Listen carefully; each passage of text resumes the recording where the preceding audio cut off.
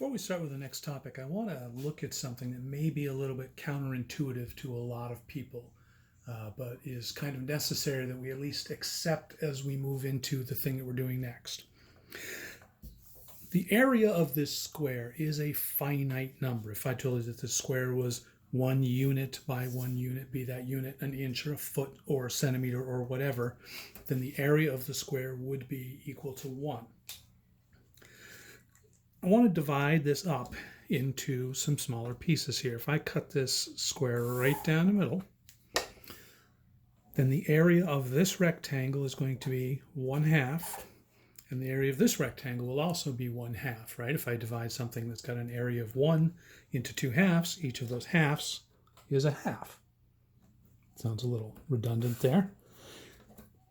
So this piece was a half, this piece was a half. If I cut this one into halves, then this is going to be 1/4, and this is also going to be 1/4.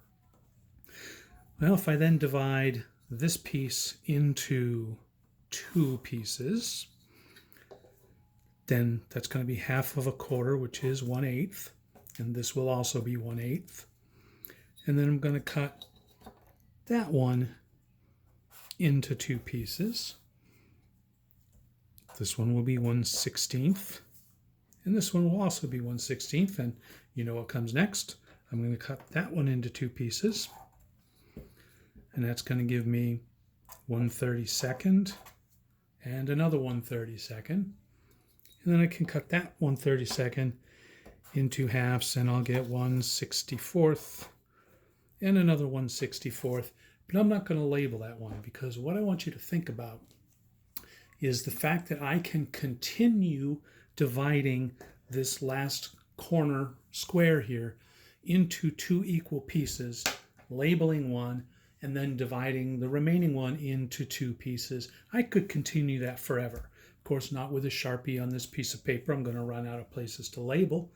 But it doesn't mean that these little rectangles and squares don't have actual positive area.